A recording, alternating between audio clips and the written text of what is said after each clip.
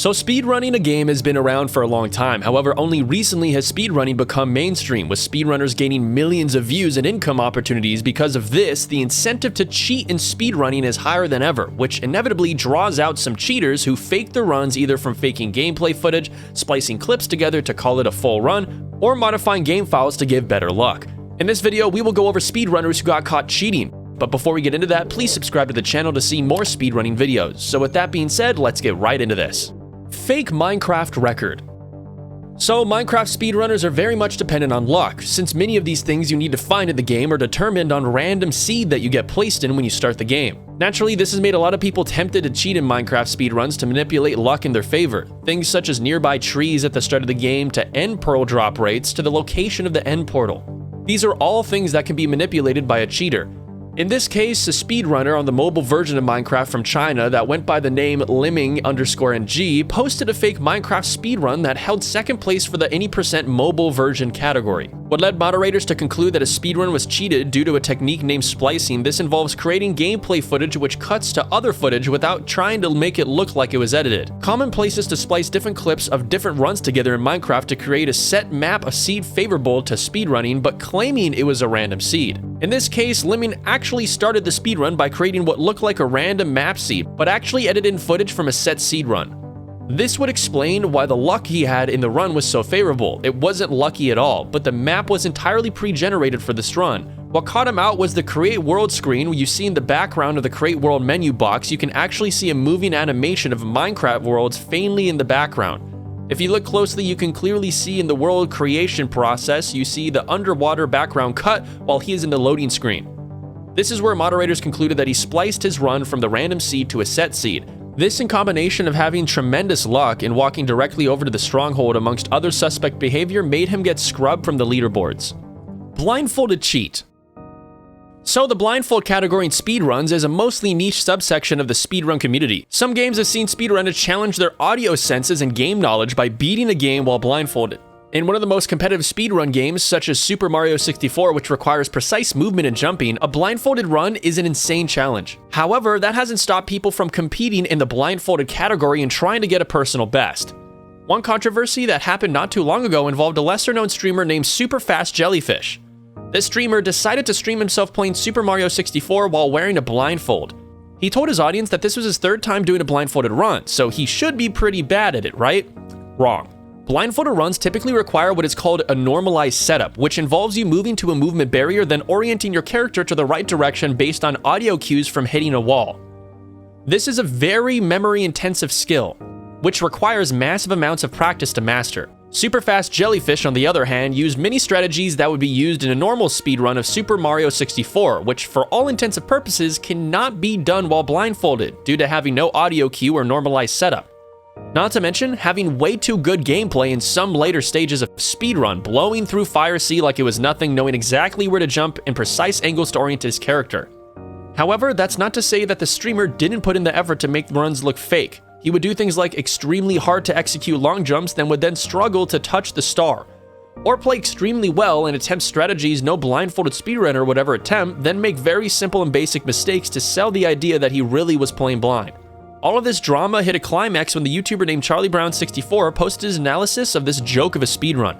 It's a shame to the legitimate blindfolded speedrunners of Mario 64 that this nonsense was even attempted for what almost everyone in the speedrunning community believes is blatant cheating.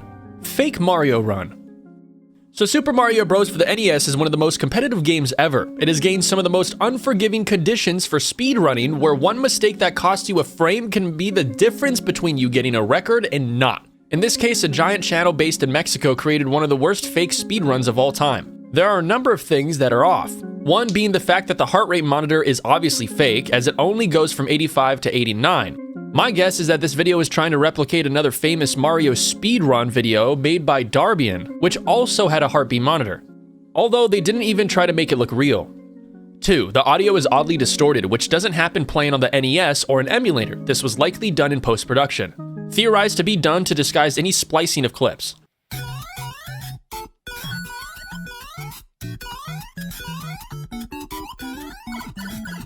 3. The footage of the gameplay is inconsistent with the stats at the top of the screen. In the underground in World 1, he collects 11 coins, yet the coins collected shows that he gained 12. This alone is enough to determine that this gameplay footage has been doctored and funny business was going on. There are many more inconsistencies and cases that gameplay footage have been stolen from other legitimate speedrunners, but the thing that annoyed a lot of people beyond all of this was the odd choice to drink Coke and eat pizza while playing. I suppose this was done to give the appearance that it's so easy for him that he can stack while getting a competitive time. This in itself is unbelievable due to the massive focus and effort needed to run Super Mario and get a decent time. This video from Badabun was widely condemned by the speedrunning community, with content creators making parodies of this fake speedrun, making Badabun the butt of the jokes of the community. CLUSTERTRUCK faked. So the game CLUSTERTRUCK is a fun game you can pick up and play. The goal is simple, to get to the end of the stage jumping onto the moving trucks without touching the floor. The game can be deceptively challenging, and this has led to a small but dedicated community of speedrunners.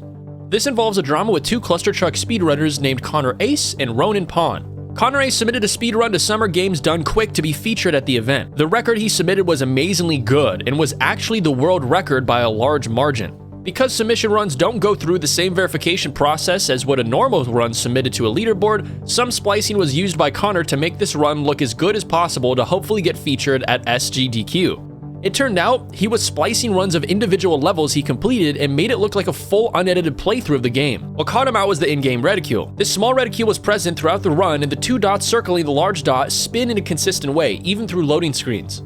Ronan Pawn, a fellow CLUSTERTRUCK speedrunner, looked at Connor Ace's gameplay and noticed something was off. The circles spinning around the reticule would appear in places that they wouldn't normally be after each loading screen. By using an overlay to compare the placement of the circles, the gameplay footage was beginning to look extremely suspect of cheating.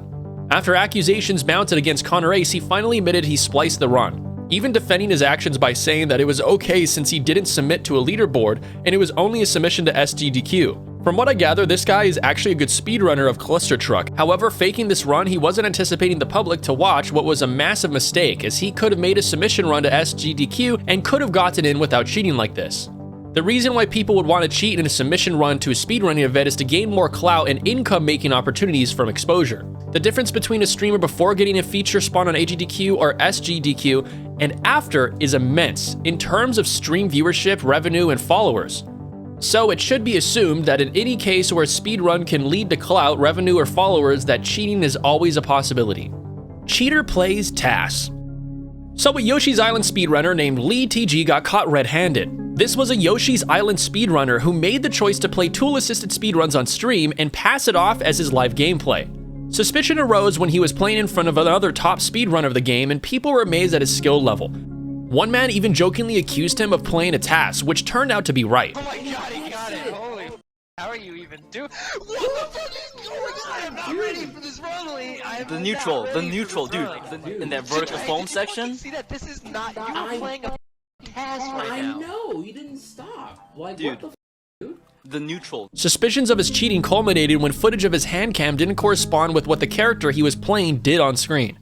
Case in point, you see his character move left to right despite his controlled pad moving no input for this movement to happen. This is a pretty bold move, as faking gameplay footage and memorizing everything that will come up in advance so you can input things on the controller in time with the movement is extremely hard. This is why hand cams are used as an extra layer of verification and is avoided by cheaters for a reason. At some point you will likely slip up and press the wrong button or forget to, and the evidence will be analyzed by the community, so in my opinion the speedrunner got a little too cocky by voluntarily adding a hand cam to his stream. This led to the moderators of the Yoshi's Island community branding this guy as a cheater. Well guys, if you enjoyed this video, please like and subscribe for more speedrunning videos like this. See ya!